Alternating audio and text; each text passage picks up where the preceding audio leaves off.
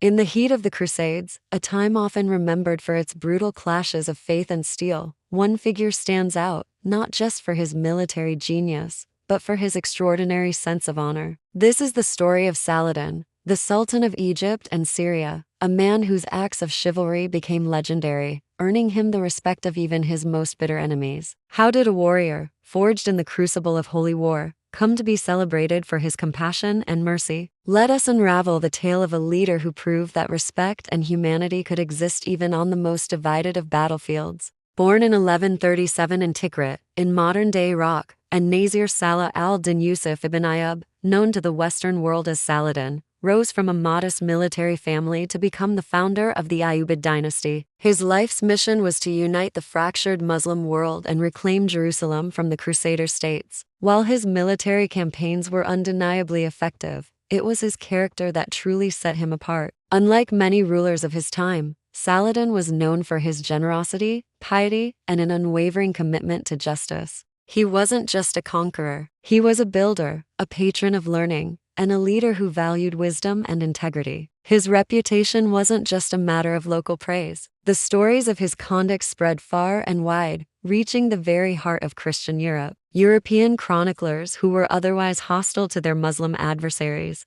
couldn't help but document Saladin's remarkable deeds. They painted a picture of a man who, while a formidable foe, adhered to a code of conduct that many of their own leaders could only aspire to. This wasn't propaganda. It was a testament to a man who consistently chose honor over brutality, even when the latter might have been the easier path. One of the most famous tales of Saladin's chivalry comes from the siege of Karat Castle in 1183. Inside the formidable fortress, a Christian wedding was underway. The mother of the groom, Lady Stephanie de Milly, sent a message to Saladin, along with gifts of food from the wedding feast. She informed him of the nuptials and pleaded that he not target the newlywed East Tower with his siege engines. What was Saladin's response? He inquired which tower the couple was in, and then ordered his army to direct their bombardment away from that specific location. He essentially declared a no-fire zone out of respect for a celebration of love, even though it belonged to his enemies. This act was simply astounding for the time. It showed a level of personal grace that transcended the conflict, a moment of shared humanity amidst the chaos of war.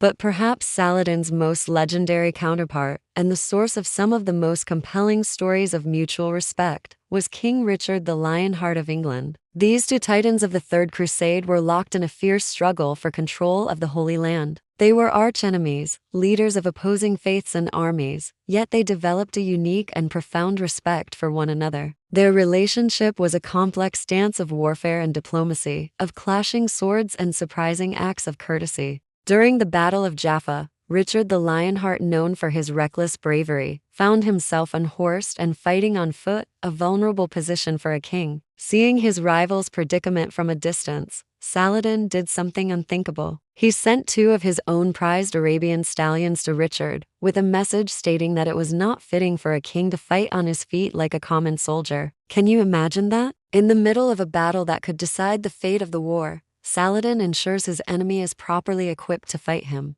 This wasn't a tactical move. It was a gesture of pure, unadulterated chivalry, an acknowledgement of Richard's status and bravery as a fellow warrior. This respect was not a one-way street. The story is also told that when Richard fell gravely ill with a fever, Saladin didn't see it as an opportunity to strike. Instead, he sent his personal physician to treat the English king. He also sent gifts of fresh fruit and snow from the mountains to help cool Richard's fever. These were not the actions of a ruthless warlord, but of a deeply humane individual who saw his enemy as a man first and a foe second. It's this shared code of honor that makes their rivalry so fascinating. They were trying to defeat each other, yes, but they were doing so with a degree of integrity that is rare in any era. Saladin's compassion wasn't reserved for kings and nobles. He extended it to the common people as well. After his momentous victory and recapture of Jerusalem in 1187, the Christian world braced for a bloodbath.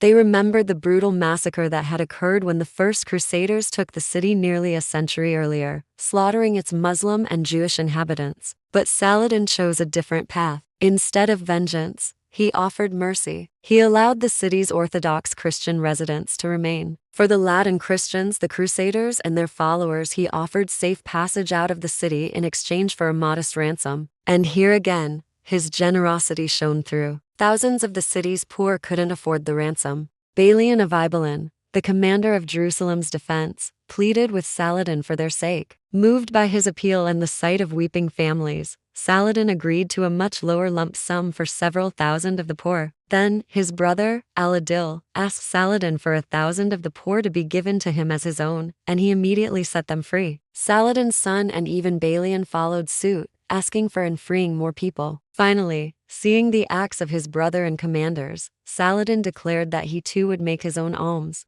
He announced that all the elderly who could not pay would be allowed to leave freely. He opened the city gates, and for days, the old and poor streamed out, unhindered and unharmed. He even provided them with escorts to ensure they reached Christian territory safely. This was an act of clemency on a scale that was virtually unheard of, a stark contrast to the brutality that had defined so much of the Crusades. This event, the peaceful handover of Jerusalem, solidified Saladin's reputation in Europe.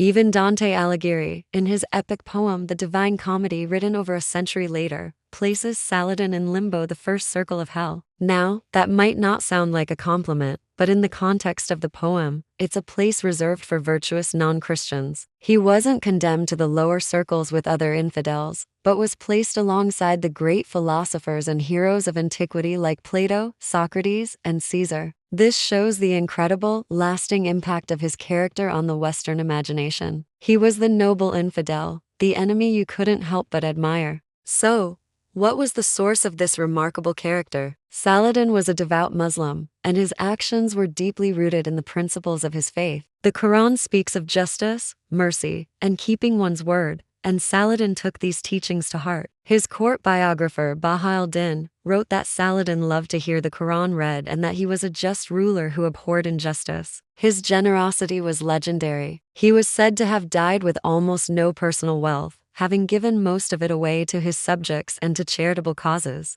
His chivalry wasn't a performance for his enemies. It was a genuine expression of his personal and religious convictions. Saladin's legacy is a powerful reminder that history is never just black and white. In an age of conflict, he demonstrated that it was possible to be a fierce warrior and a compassionate human being. He fought for his faith and his people, but he did so with a sense of honor that transcended religious and cultural divides. His story challenges the simplistic narrative of the Crusades as a pure clash of civilizations, revealing instead a more complex picture where individuals on both sides were capable of great cruelty, but also of great nobility. The tales of Saladin's chivalry, sparing a wedding party, honoring his rival Richard the Lionheart, and showing mercy to the citizens of Jerusalem are more than just historical anecdotes. They are timeless lessons in leadership, honor, and humanity. They show us that even in the darkest of times, in the midst of the most bitter conflicts, there is always room for respect, for compassion, and for a shared sense of dignity. Saladin was a conqueror, yes, but his greatest victory was not on the battlefield. It was in winning the lasting respect of the world, a respect that has endured for over 800 years. Thank you so much for watching. If you found this story of honor and respect as fascinating as I do, please hit that like button and subscribe for more journeys into the most compelling stories from history. Let me know in the comments which historical figure's code of honor you admire most. See you in the next video.